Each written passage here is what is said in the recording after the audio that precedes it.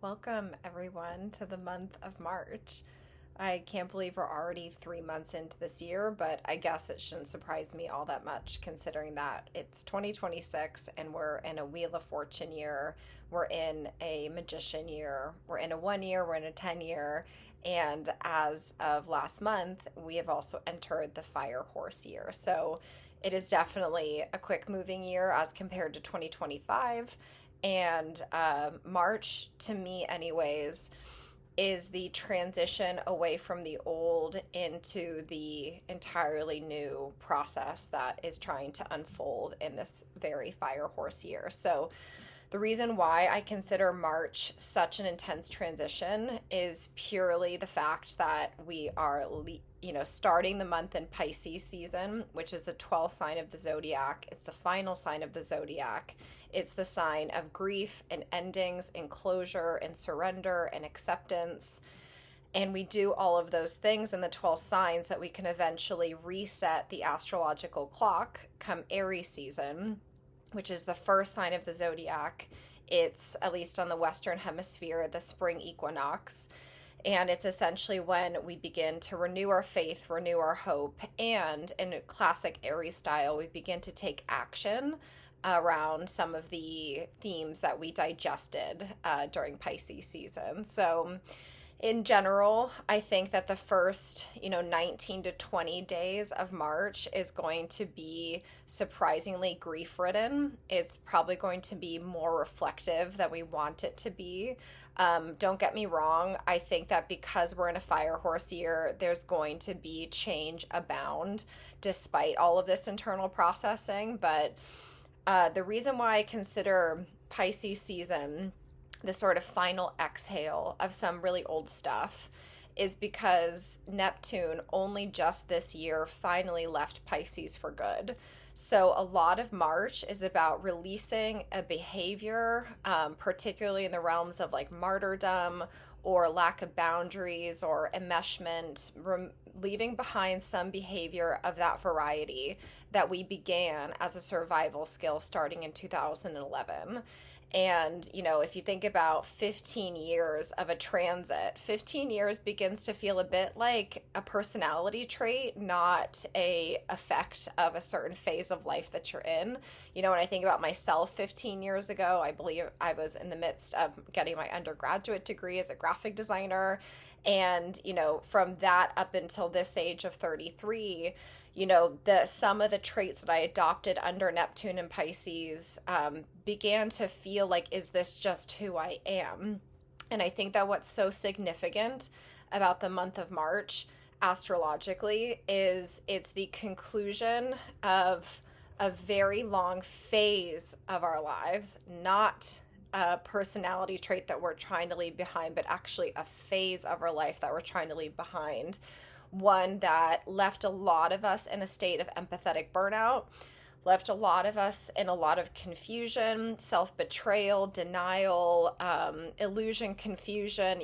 Neptune and Pisces is pretty much as Neptunian as you can get, which is, in as beautiful of a planet as it is really ripe with uncertainty. And it gives this really deep sense of, I'm not exactly sure where I stand as an individual.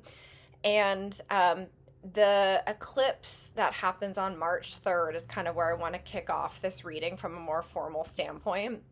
The lunar eclipse on the 3rd, it sort of helps us understand the polarity between Pisces and Virgo, because that particular lunar eclipse, being in conjunct the South Node in Virgo, is a lot about the release of some of the more perfectionistic and overworking and doer traits of Virgo. So if we've been in this really long phase of self-sacrifice, martyrdom, elusive boundaries and confusion, Virgo can be this like complementary energy, or in many cases it can be a double excessive energy of, not only do I give so much of myself away energetically, I'm also giving away so much of myself physically, my time, my energy. So the lunar eclipse on the 3rd is going to help us release some of the ways in which actually the martyrdom and the self-sacrifice that we're trying to let go of is actually disguising a need for control, a need to run the agenda. How many of us are so helpful to other people and we want everyone to think of us as this like selfless soul, but in reality, we might actually be unconsciously or consciously trying to manage other people's feelings, trying to make sure that they like us, trying to make sure that they need us, trying to make sure that they're dependent on us. And that March 3rd lunar eclipse is going to take us to task and ask us, do you actually think this behavior is sustainable? Or is there constructive action that you would like to take to begin to release some of these behaviors? So I really think the March 3rd lunar eclipse is so much more about giving up on something than it is about starting something. Sorry, something popped up on my computer. It is so much less about having it all solved and figured out as much as it's about burnout and giving up. And I know that that can sound kind of depressing and not like an empowered reading, but I think there's actually a lot to be gained from the lessons of giving up Virgo. It's essentially saying, I don't think this is my zoo, and I don't think these are my monkeys. Like, essentially, I have been the surrogate parent to this friend for a long time, and I'm kind of realizing I'm actually not helping them grow as a person by always caretaking them, or realizing by never asking my children to pick up their room, I'm actually not teaching them how to keep a tidy household if that's something that they'd want in their future. Sometimes giving up, as contradictory as it might sound, is one of the most action-oriented things we can possibly do. And I think Pisces teaches me that all the time. That March 3rd lunar eclipse is in direct opposition with the Sun and Mercury retrograde in Pisces. So essentially, we're under some really big examination of our feelings. Sometimes the behavior is not necessarily the problem. It's the emotions driving the behavior that's the problem. So, we must uncover the deeper layers of this sort of workaholic, overly controlling, overly tending side of Virgo. And it might come from a place of feeling emotionally unsatisfied with our lives. It might come from a place of, I've always been the caretaker of my family. It's the only kind of love I've ever known. It might come from a place of like deep emotional dehydration, and we give to others what we so desperately wish someone would give to us. And this lunar eclipse in general, just to kind of make it digestible and bite-sized for you guys, I'd much rather you focus on like clarity and reflection than much else. I don't think that it's realistic for you to come up with like a massive action plan around how to give up some of these behaviors. Sometimes in order to change a behavior, we simply need to acknowledge a behavior. And so the Mercury retrograde of it all, I think, does prompt us just to be really practical, to journal, to reflect, to talk to a therapist, to talk to a loved one, to speak into, your voice memo app and just sort of do a kind of, thought process out loud. And, when I pulled the tarot spread for the month ahead, the action that we can take around the month of March that would be the most, well-serving to us is the Five of Cups. And the Five of Cups is typically depicted as 3 spilled cups, kind of poured onto the ground, but there's 2 cups that remain upright. And so what the grief you might experience in the month of March, and particularly perhaps around the March 3rd lunar eclipse, is, wow, I'm acknowledging that these 3 cups have spilled. I'm not going to be able to recoup my losses. I'm not going to be able to turn back the clock and, turn back time. And I also might not be able to pour from a cup that is empty now, meaning this vessel that I used to, give so much of myself away from, it's now spilled. I can no longer tap into that as a resource, nor can I expect myself to provide that for other people. The March 18th new moon in Pisces is, to me, the 2 remaining cups that stand upright in the Five of Cups. The March 18th new moon, to me, is the follow-up to that lunar eclipse. I love the way the moon works every month. It reminds me that I'm always in a process of beginning and endings, and I'm always in a process of reflection, recognition, and then action, right? We need to understand the context of our lives before we can really make a solid game plan. So by the time the March 18th new moon rolls into Pisces, we are now ready to make right some of the wrongs that we acknowledged under that lunar eclipse. Now that we've acknowledged the behavior, now that we've acknowledged our total empathetic and physical burnout, when we recognize a behavior we can no longer continue, the new moon in Pisces says, how do you want to love yourself differently this time? How do you want to take everything that you learned with Neptune and Pisces, because we learned a lot of good things. I think it's good to learn empathy. I don't know about you guys. I think it's good to learn some level of self-sacrifice. I think it's good to learn how to put yourself in the shoes of someone else, right? It's just that when these traits are taken too far, we lose a sense of self. And so that new moon at 28 degrees of Pisces, one of the last degrees of Pisces, is like the final exhale where we take all that we learned, and just like in 12-step recovery, we say, take what you like and leave the rest. And so essentially it's saying goodbye to Neptune and Pisces and saying, here's what I learned from those 15 years of self-sacrifice. Here's what I gained through the process of losing myself. Here's what I learned by putting myself in someone else's shoes. But also, I want to now turn some of that energy back into myself, because what replaces Neptune and Pisces? Neptune and Aries, the sign of individuality, the sign of individuation, the sign of being ourselves, the sign of doing our own thing. And so to me, I know this is kind of a gross metaphor, but I've been thinking about it extensively. I think that March 18th new moon is like the final burp. It's like we already had the stomach ache. We maybe had to release some things earlier in the month. It wasn't pretty. It was messy. And then the final burp on March 18th is when we say, oh, actually, the hardest part's already passed. I just need to let up that remaining gas that's stuck inside of me. And so there's a closure to the March 18th. Sorry, the sun is doing something really crazy. There's some closure to the March 18th new moon where we say, I'm going to acknowledge and have gratitude for the crazy journey that I went through in the past 15 years. And simultaneously, I'm going to leave with some radical clarity around what it is I don't want to do anymore.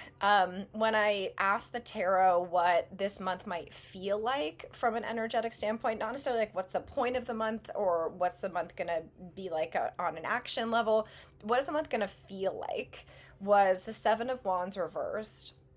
And that makes me think about how that new moon, as well as the lunar eclipse, is so much about giving up.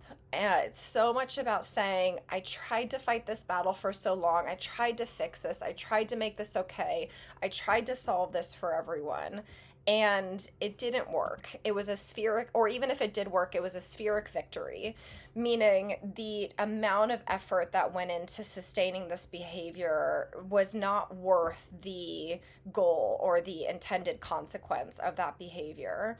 And so I think that I almost imagine all of us, having that moment in the day or in our lives where we say, you know what?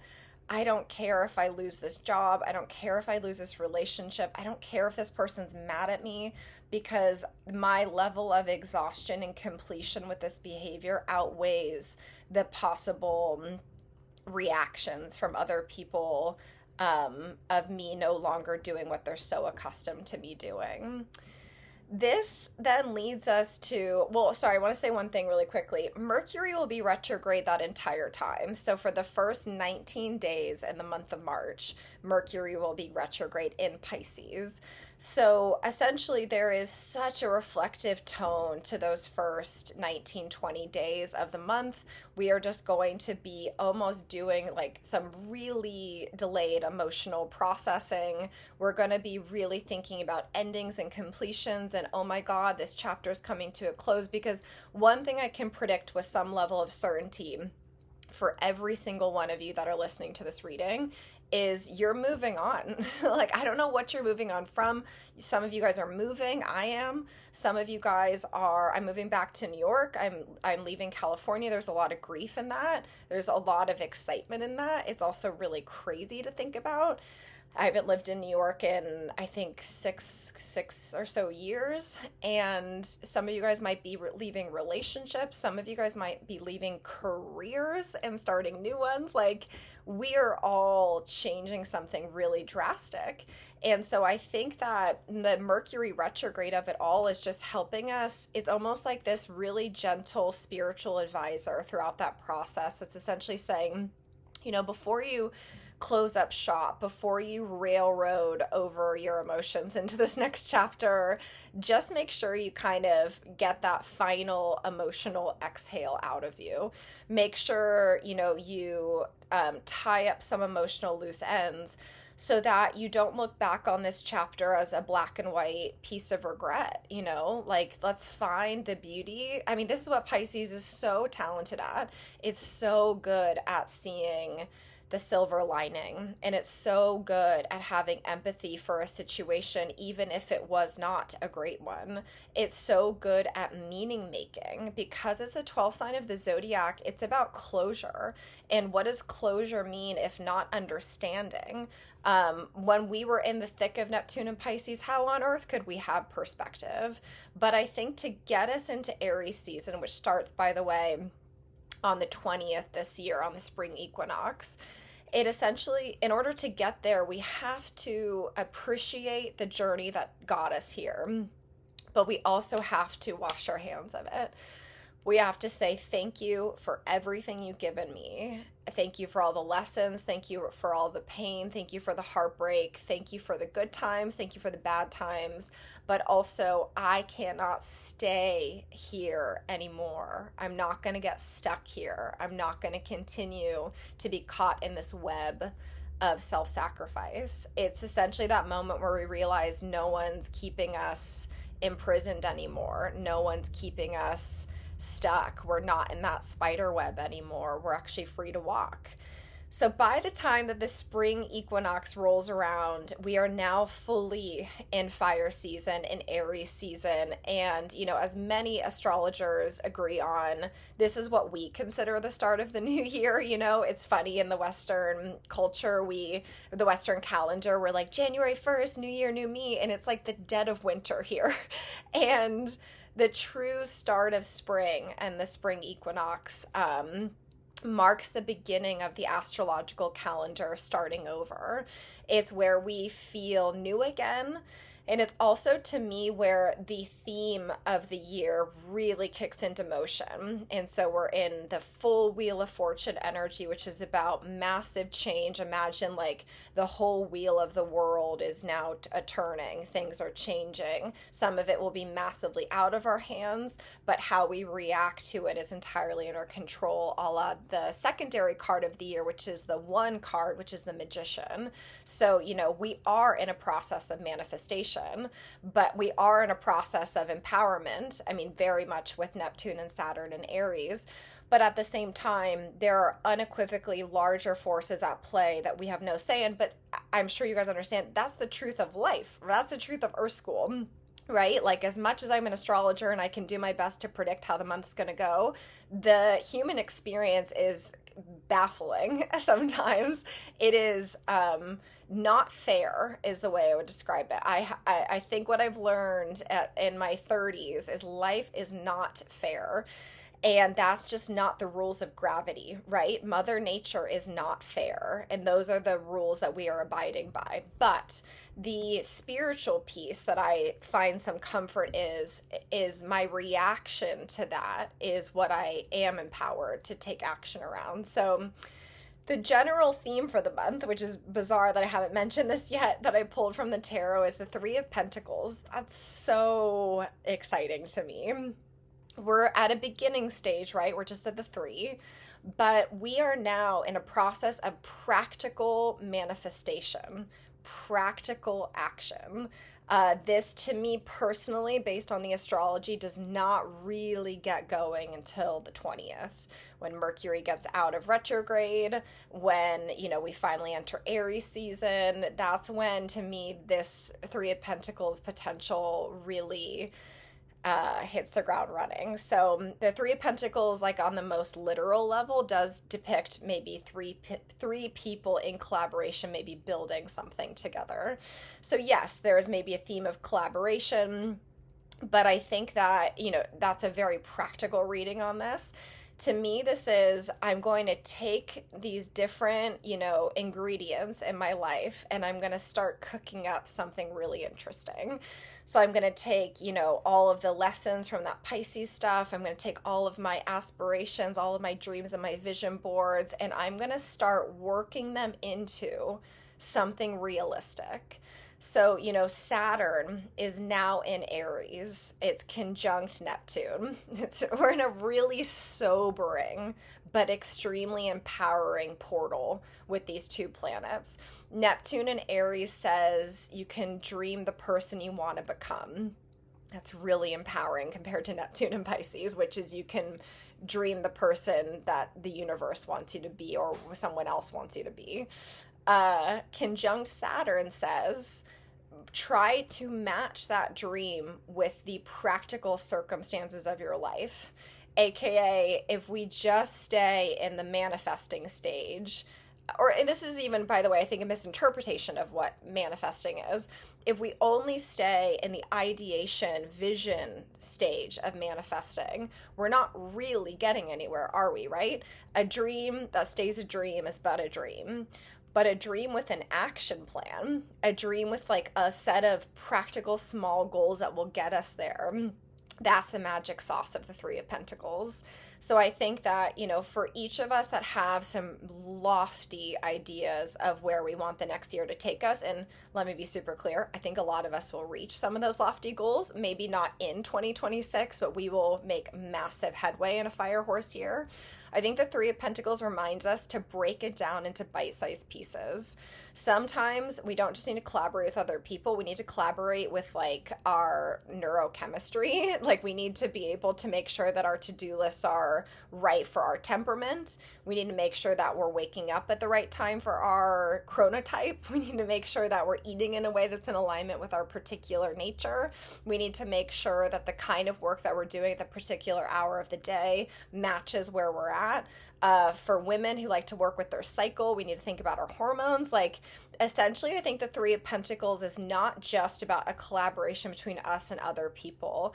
It is about becoming a fantastic collaborator with yourself.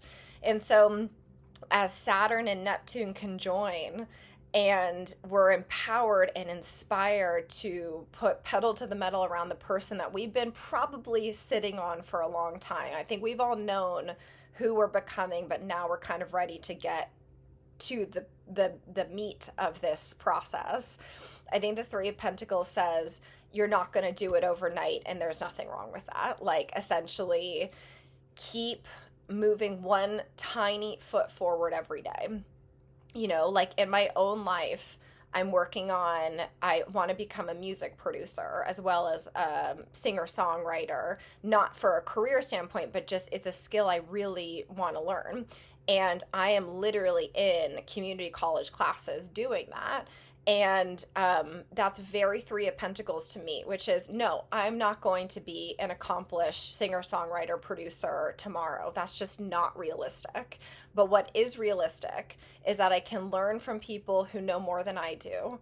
I can work on my projects outside of work. I can make sure that I show up to my classes on time. I can ask my teacher questions. And I can work with other people in the class who are interested in the same thing, right?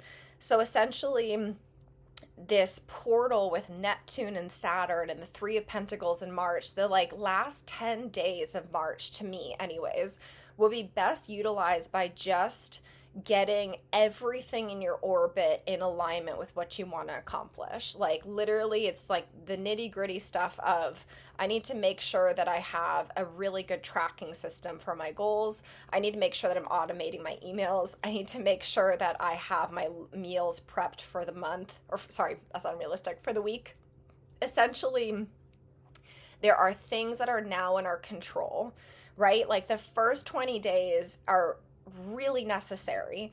We have to acknowledge, grieve, and accept what is really done in our lives in order to begin the new clean slate. And I think what's so humbling and true about Neptune and Saturn and the Three of Pentacles is how would we expect that in one singular month our whole life is going to change? We may have stopped the behavior. That's a huge step in the right direction, but we also have a very long journey ahead of us.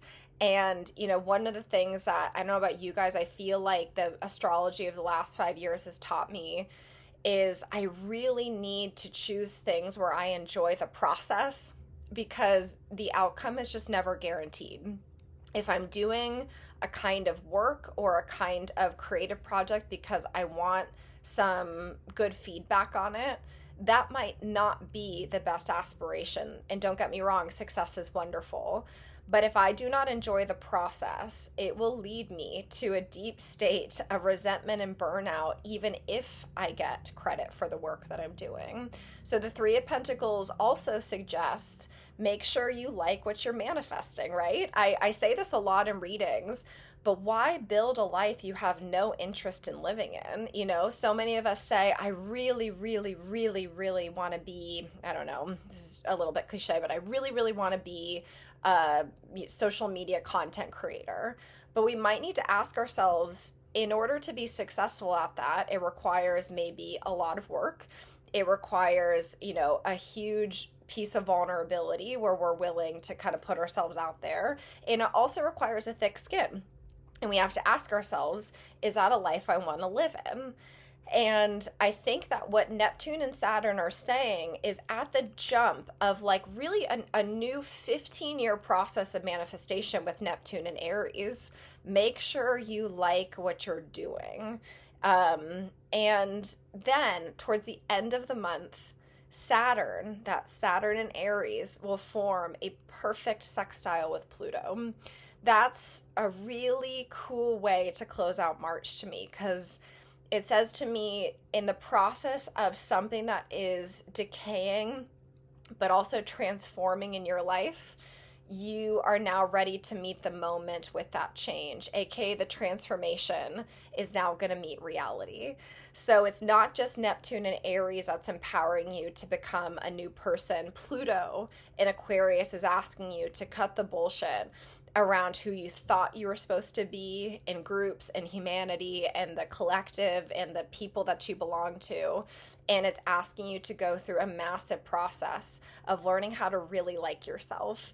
When I think about Pluto transiting a sign, I often think about how if we're going through a death process around one sign, it illuminates its opposite sign. So, when we were in Pluto and Capricorn, the death of Capricorn, I think it really illuminated a lot of the traits of Cancer in a positive way. So we were going through all of the sort of downfall of Capricorn, which amongst many, many other things is a sign of work. It's a sign of doing. It's a sign of like structural sort of climbing up ladders, essentially.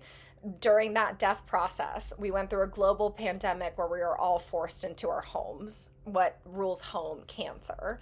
And so if we're going through now the death of Aquarius, its opposite sign is Leo. And so I think that a lot of us are getting sick of and fed up with being too cool for school, which is a shadow trait of Aquarius. I would know that I have 4 personal planets in Aquarius. I am a new moon baby in Aquarius, very Aquarian personality, for better and for worse. And what we as Aquarians do best and worst is that we are the kings and queens and the courts people of self-denial. We're in some ways so good at holding space, objective, detached space for the collective, that we can often lose sight of the fact that just being a living example of inspiration might be service enough. And so Leo is the main character syndrome of our lives. Leo is a part of us that wants to be seen for who we are, not who people want us to be. So as the month closes out with Saturn, the planet of commitment, conjunct Neptune, sextile Pluto, it's essentially saying commit to who you are and commit to the role that you want to play in the collective, because your instrument is a part of a larger symphony, and you have to make sure that you're playing in tune with yourself, and through that process you will become of a much larger, beautiful wave of sound. So I will leave it there. I hope you guys have a wonderful month of March, and really looking forward to doing another video like this next month. All right, goodbye for now.